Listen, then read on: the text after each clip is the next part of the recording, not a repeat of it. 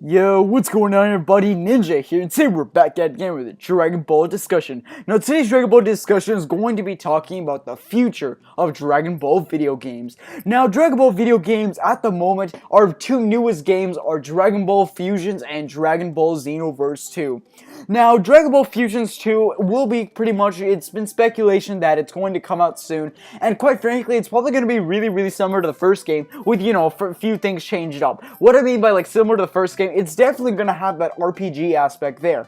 Same with Xenoverse 2. Now Xenoverse 2, we don't know if it's going to have like a Xenoverse 3 or what, but if it does have a Xenoverse 3, it's obviously going to keep its same RPG elements. So you're noticing a pattern right here. Bandai Namco saw like a really interesting reel that ever since they brought back like the, not even brought back, but they like reintroduced that RPG aspect in the Dragon Ball video games, people have been more and more interested, and they've moved on from traditional fighters to this more interesting developed game. Now they don't really work that well for a fighting game. If you want a fighting game, this Xenoverse, Fusions, all this stuff, this is not the way to go. But if you want like a more expansive, custom created character, fun, what if fusion, those types of stuff, then yeah, you'll be loving this new line of video games that we're gonna keep getting.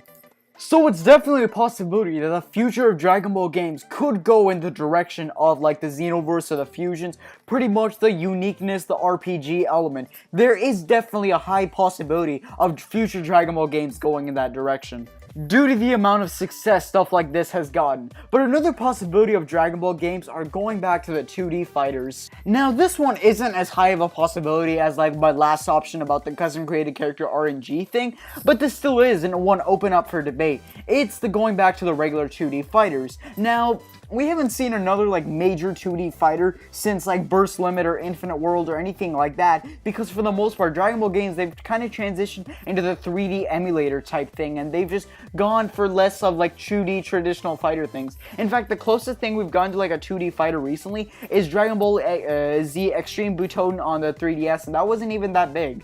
Now, it's not a very high chance that Bandai will go back to the route of Atari and get the rights back from them or whatever. It's a very unlikely chance, considering the fact that Atari is quite a different company than they were back then. But they still do have Dimps, and it seems like Bandai is now having close relations with Dimps, who did publish Budokai 3, 1, and 2. Now, Bandai has understood that a lot of fans have just grown out of the 2D fighters, considering that Burst Limit and Infinite World, their last fighters, didn't even sell that well and just were kind of eh. Like us fans, we loved it, but the reception doesn't go into the sales if none of us actually bought it.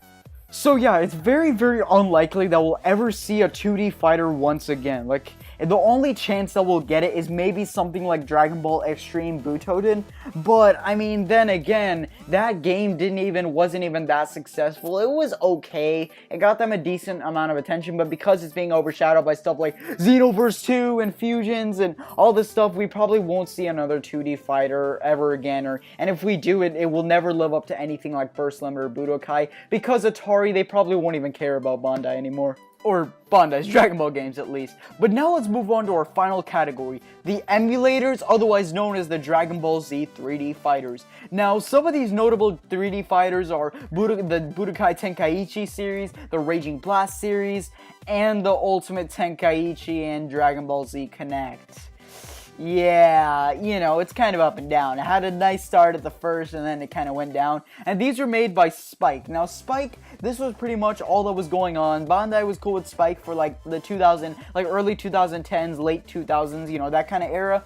And it's just, it kind of worked around that way, and they had like close ties. They worked on the 3D fighters. What these games essentially did was they were kind of a step up from the Budokai 2, but not like that advanced or that customized, like something like, you know, like the RNG stuff like I just discussed. It was like a little more step up. So this thing is, the Budokai series, they're fighters. They can actually be substituted fairly nice for like, you know, like a regular fighter in general. Like, you don't have to be like a Dragon Ball fan to have some fun with the game. With something like an emulator like Budokai Tenkaichi 3 or something, it's harder to appeal like to someone who's not a Dragon Ball fan, because they'll be emulating some stuff that's not even, you know, there to begin with.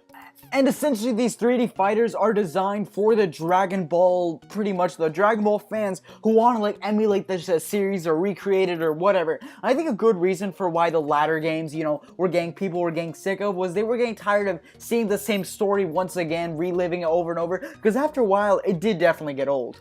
As far as we're concerned, Bandai is kind of on the Xenoverse, Fusions, that kind of bandwagon hype train, and they're not really like the 3D fighters. It's a more likely chance than the 2D fighters, if I'm being honest, because there is one chance for a 3D fighter to come back into play with the Budokai Tenkaichi 3 HD remake, which, by the way, this year, 2017, as you know, I'm recording this, is the 10-year anniversary of Budokai Tenkaichi 3. So on a side note, this year would be perfect to let it play in and release the HD remake the year of its 10-year anniversary, but because, you know, Bandai and Spike are no longer associated, they probably won't even bother to get the rights back. I don't think we'll have it anytime soon, so I think it's best just to expect from the near future the Dragon Ball Z RNG game genre.